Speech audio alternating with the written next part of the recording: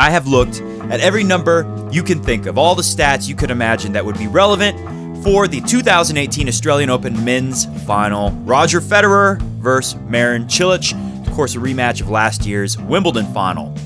And I've come to the conclusion, I already felt that Roger would win, but now looking at these numbers, I'm sure that Roger will win. I feel like these three main ideas that I was able to take from the numbers will make you feel that way too, even if you are super nervous or a big Cilic fan wanting Federer to lose. Welcome to Coffee Break Tennis. I am your host, Matt Bradshaw, and this is the fastest growing, most talked about tennis talk show in the world. The only tennis talk show that promises to raise your tennis IQ every minute you watch it. Today we're all business. I want to make Fed heads out there feel at ease, and I want to prove the haters wrong. So, I'm going to tell you the three big ideas that I took away from pouring through the stats and numbers from 2017 Federer, 2017 Cilic, especially Wimbledon when they played, and of course the stats from this tournament. Before I tell you about my three big ideas, I got to tell you about today's sponsor, Health IQ. Health IQ uses science and data to save you a ton of money on life insurance. If you play tennis,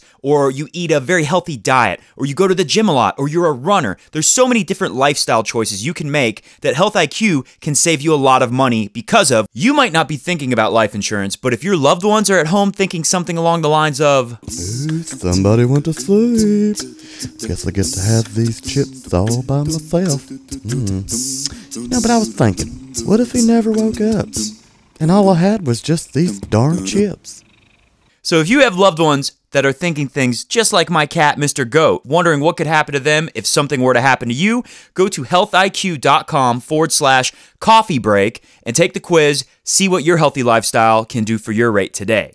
Number one main idea, at this tournament, Federer is doing better against great servers than Cilic. So one thing is, they didn't really play many great servers. We could definitely say that Berdych is the best server of all the opponents that Cilic and Federer have faced en route to the final. We could also say that the Berdych serve game is pretty similar to the Cilic serve game when we try to compare to all the players that were in this tournament. That is going to be one of the best players to choose if you want to get something to replicate the Cilic serve game. That's why it's great preparation for Federer to play Berdych in the quarterfinals. So let's look at the numbers. And by the way, to illustrate the best server on the Cilic side, for first serve, I'm going with Pospisil from Canada. Now, I know the Pospisil first serve is nowhere near as good as the Federer first serve, or overall, the numbers for their career stats, it's just no comparing them. But if anything, that makes my point even better. So Federer was able to win 30% of the points on the Birdman first serve, while Cilic could only win 26% of his points against the Pospisil first serve. So for me, that 4% difference is huge, because if Federer can win anything close to 30% on the first serve of Cilic, that's really going to hurt Cilic. And if Cilic could only win 26% of the points on the Pospisil first serve, I think that number is going to go down against the Federer serve, a lot down, because Federer is winning 82% on average on his first serve. So expect to see a number from Cilic, even if he's returning great, lower than that, closer to say 20% or even in the teens. So I think it's safe to say that Federer could be winning as much as 10% more points returning first serves as Cilic will be able to in their final showdown. So big idea number two is Cilic's serve game is not as sharp as it was at Wimbledon last year. So I've heard people out there saying things like, well, this Cilic is playing so much better than the Cilic at Wimbledon, and he's not going to have a blister. Look, with or without the blister, Cilic's serve numbers are trending downwards from Wimbledon of last year. Full disclosure, these numbers are from all grass court play for Cilic and Federer from 2017. But of course, the grass court season is so short that Wimbledon really makes up the majority of these numbers, so I think it's pretty safe to use the total grass court play numbers.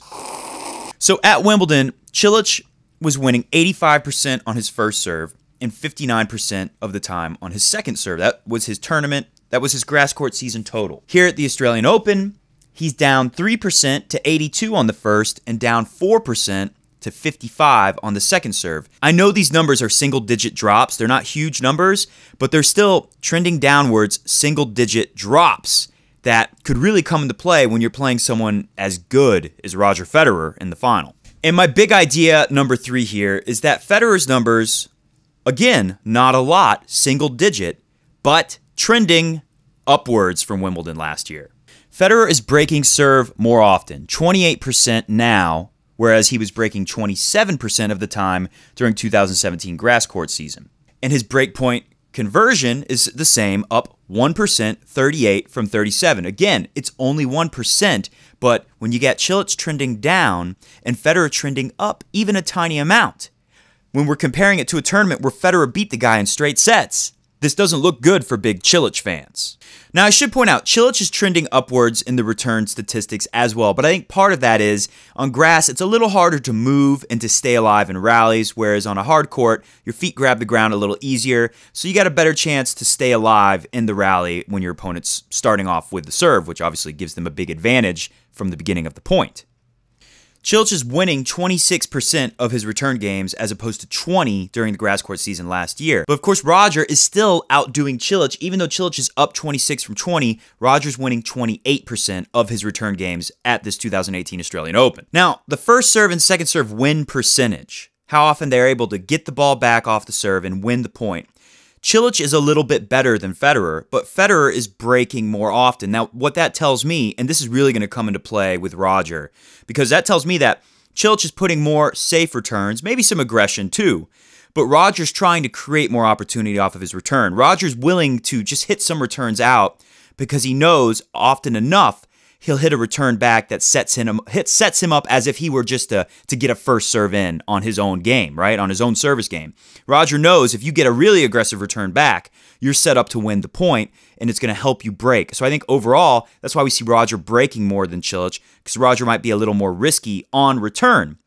Another thing is, if Cilic plays it safe and gets more returns in and is able to win more total points than Roger, that strategy works with a lot of opponents that Cilic has played. That strategy will not work with Roger, because if you just get Roger's serve back to him, Roger is so offensive, so aggressive compared to your average tour player, compared to everyone that Cilic has played in this tournament so far, that Roger will have a much better chance to win that point on his serve if you just put a relatively safe return back in play. One last trending upwards for Roger. Overall, Roger's winning 95% of his service games here at the Australian Open versus 94% of his service games during last year's grass court season. So the bottom line is this. The numbers are telling me that Roger is definitely playing at least as good as he was at Wimbledon last year, if not slightly better. Whereas numbers for Cilic suggest to me that his game is trending slightly downwards in different areas. While he has some highlights, overall, it looks like Federer is in a better place than Cilic currently. The bottom line is this: when we compare all the stats that Cilic has for this tournament only, and that Federer has for this tournament only, the 2018 Australian Open, the two most important stats, Federer's winning them. Federer is losing less service games than Cilic for the tournament total, and Federer is winning more return games than Cilic for the tournament total. All right, that's it for me today. I hope those stats put some of you at ease, and I hope it puts some haters on notice. Real quick before you go, don't forget tonight, me and Pete are going live exactly 1 hour before the tennis match starts, before Federer-Cilic starts up. So 2:30 a.m. East Coast time here in the USA at the Crunch Time Coaching YouTube channel. I'll put a card there. I'll also put a link so you can visit it and subscribe now. You can click the card, or in the description down below, you can check out the Crunch Time Coaching channel. Go over there, subscribe. You'll be notified when you subscribe that we're live. And of course, you can just remember, just go to YouTube and search on the search bar for Crunch Time Coaching. You'll find me and Pete live. We're going to do a quiz show. We're going to be giving away fabulous prizes like the Fedal wall art that you see behind me. Of course, a RF hat like that, a Roger Federer Fed head hat, and a very cool Australian Open t-shirt. If you want to win a fabulous prize, come to the trivia game tonight, 1 hour before the match, live on YouTube at the Crunch Time Coaching YouTube channel. I'm Matt from Coffee Break Tennis. Thanks very much for watching. If you're wondering why I shaved, it's because I shaved right before the final last year when I predicted that Roger Federer would win the 2017 Australian Open. So, if you believe in the jinx, don't be too worried because I'm sticking to the routine. I'll see you guys 1 hour before the match on the Crunch Time Coaching channel. And of course, we will be back tomorrow. I don't know what time yet. It all depends what happens in the match, but Coffee Break Tennis will return. All right, thanks a lot. Good luck and good night.